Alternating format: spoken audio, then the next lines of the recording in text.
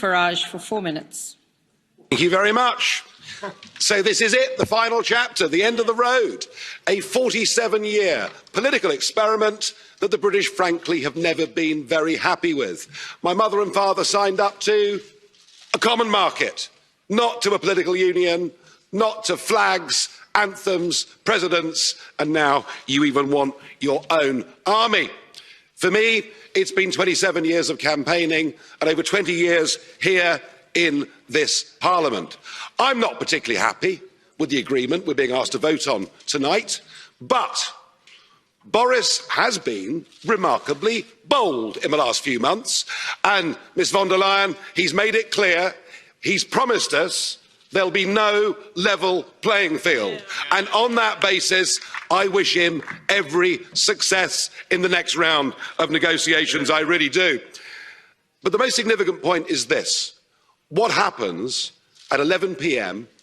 this Friday, the 31st of January 2020, marks the point of no return.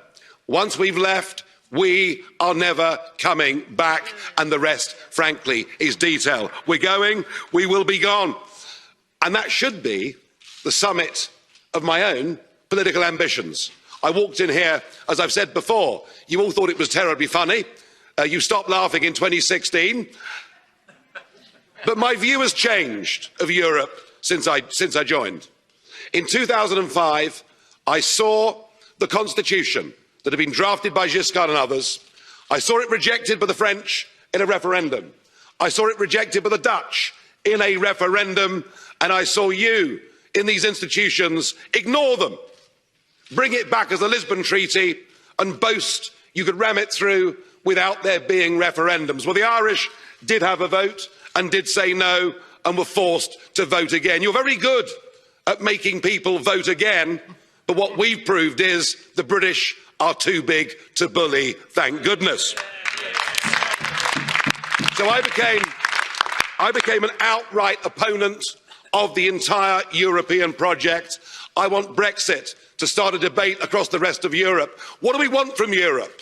If we want trade, friendship, cooperation, reciprocity, we don't need a European Commission. We don't need a European Court. We don't need these institutions and all of this power. And I can promise you, both in UKIP and indeed in the Brexit Party, we love Europe. We just hate the European Union. It's as simple as that. So I'm hoping this begins the end of this project. It's a bad project. It isn't just undemocratic, it's anti-democratic, and it puts in that front row. It gives people power without accountability. People who cannot be held to account by the electorate, and that is an unacceptable structure. Indeed, there's an historic battle going on now across the West, in Europe, America and elsewhere. It is globalism against populism. And you may loathe populism, but I tell you a funny thing, it's becoming very popular. And it has great benefits. No more financial contributions, no more European Court of Justice, no more common fisheries policy, no more being talked down to, no more being bullied, no more Guy Verhofstadt. I mean, what's not to like? I know you're going to miss us.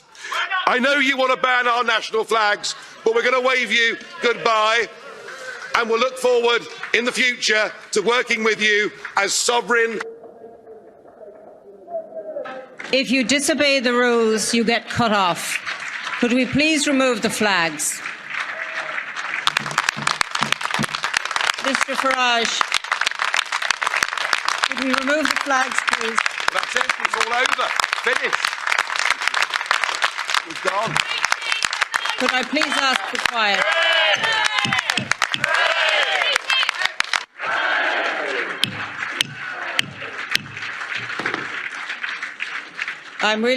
Please sit down, resume your seats, put your flags away, you're leaving, and take them with you if you are leaving now.